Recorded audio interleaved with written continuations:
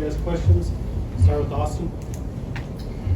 Yeah, Terrion, a year ago, you're standing in the end zone last play of the game, and they throw your way, and it's incomplete, and you win the game. Take me through that scenario last year.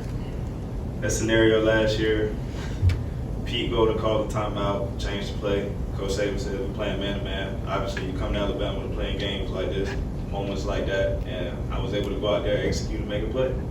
I mean, the moment was surreal. Everybody celebrated, and it's one of those things that I feel like it goes down in Alabama's history as a positive note. From Tony.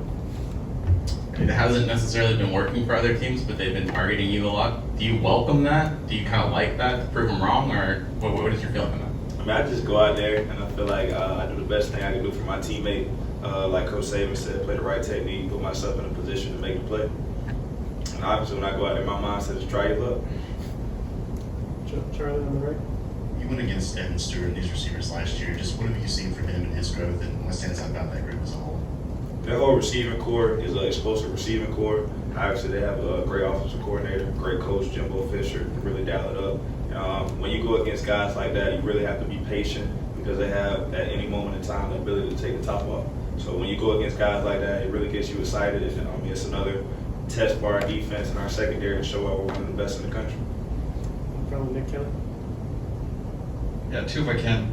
First off, you played with Will Anderson, you played with Dallas Turner. What are similarities in their game? What are differences? And the second question, what's the most impressive thing you've seen Dallas Turner do? Number one, the most impressive thing I've seen Dallas do is lead. Like, he's really grown. And he's changed his game as far as I would say on a positive note, just going out there and really trying to be a perfectionist. The guy stays after practice, runs. The guy, when there's hostility on the sidelines, he gets it kind of settled out, and he does a great job of talking to people. Most times when people go out there and try to lead, they just try to go out there and say, hey, if you get quiet or do this. Nah, Dallas goes to the younger guys and he tells them what they need to do. He does a really, really great job of it. And I would say as far as him and Will's game, I mean, it's Will Anderson. Like, it ain't really much you can say. The dude just blocked the field goal last week. He's a playmaker. And I would say Dallas is the same thing. But they both have a motor and they really, really love football. Joe. Ainias Smith earlier in the week said this game was very personal to him due to Coach Saban and their family relationship. Obviously, that's going to be one of the receivers that you are matched up against, and he's been successful in the past against Alabama. What's your opinion on his comments and really the matchup with Ainias Smith? I seen something that said he knows what Coach Saban wants.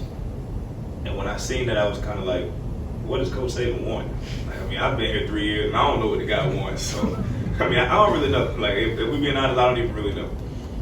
Katie. Hey, Terrion, I think through 5 games, y'all have one less interception than y'all had all of last season. What do you think has kind of led to the defense getting more interceptions in the early part of the season so far? It started last year with us preaching takeaways. T-Rob, when we go into practice, just emphasizing us the ball. So when we go in there, Coach Saban, you can see videos of him saying the ball's on the ground, nobody picked it up, even when it's a dead ball. So just us on the jugs after practice as DBs and really going out there and focusing on getting the ball. Malachi, Kool-Aid, we do a great job of preaching that to the secondary, and I would say we've done a really great job of emphasizing the ball. Cody. ESPN broadcast on the last game, the announcers in the booth said that you told them that you talked to receivers all game long. I'm curious, one, what do you say, and two, why? That's something I kind of been doing ever since I was younger. I would say most people, when you see somebody's head bobbling or you see two guys talking, you might think they're talking trash. But I mean, a lot of times, just be out there having a conversation. Like, I know when y'all see this game, me and Evan, we have a great relationship. When he came down here to Alabama, I actually thought he was going to come here. Great guy. So when you see me guarding him, I mean, you'll see me talking to him, telling him, like, hey, I'm a man-to-man this rep.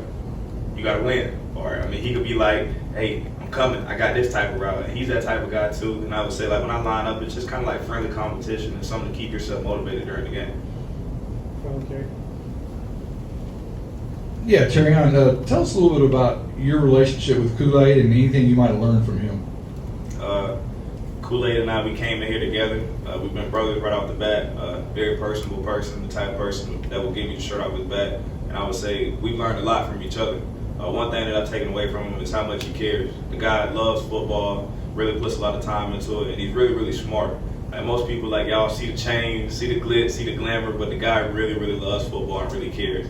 And I mean, being able to go out there and call him my teammate, call him my brother, and build a relationship with him is something that means a lot to me. And like I would say, we have a true brotherhood, and it's somebody that will deal with and have a lifelong relationship with. From Tony. You mentioned that friendly competition. So, like, when there is a situation like a Nick, an Ainias Smith, or just any kind of trash talk, do you take that kind of personally, or do you kind of embrace that? Is that fun? Like, what's your mindset to situations like that? Maybe not just particularly that one, but in general. If you had another reporter and you felt like he was asking you certain type of questions or trying to get a reaction out of somebody else, and he was coming at you, like, how would you take that? So if I'm in the game and he's saying that he knows what my coach wants, I mean, obviously when I go out there, I'm gonna be like, you know what Coach Saban wants, huh? Dang, what do he want? Like, I mean, just little things like that. He plays in the slot primarily. Malachi goes out there, gets a PBU on him. You walk beside him, like, you know what he wants. So just little things like that, little things trying to get in somebody's head. And I mean, obviously you see what type of competitor somebody is. If they shut down, then you know they can't play 60 minutes of football, and that's the type of person they are. But if they keep going, it really gets you going, and it makes the game entertaining for the crowd, makes it entertaining for you. I mean, you have a chance to really go out there and put on the show. Last one. It looked like at one point in the game you were kind of getting an earful from Coach Saban. When he gets hot like that, like, do you have a strategy for kind of getting through it? Like, moving, like, are you trying to have a conversation with him when he's like that? Do you just say nothing, or how do you handle it? Nah, obviously you got to ask questions because you got to see what he wants so you can make the adjustment on the field. So when he came to me, I actually was jogging off the field. I'm like, dang, well, he looked mad. Well, he's gonna give it to somebody. And then I'm like, oh, it's me. So like when he was saying that, he was telling me to time up the blitz on the motion. And I know y'all seen like, how many times do I have to tell you, you know the word. But like when he said that, it was kind of like one of those things that you just have to not hear how he's saying it, but you have to hear what he's saying. And I mean, it's another thing when you look at it as far as never knowing when the camera's on you and being coachable. And I feel like the relationship that I have with him, he knows that I can take coaching like that, and it's hard coaching. And when you choose to come here, you never know when he can chew you out. And like people always say, you should be worried when he's not saying something. Thanks, Terrion. Thank you.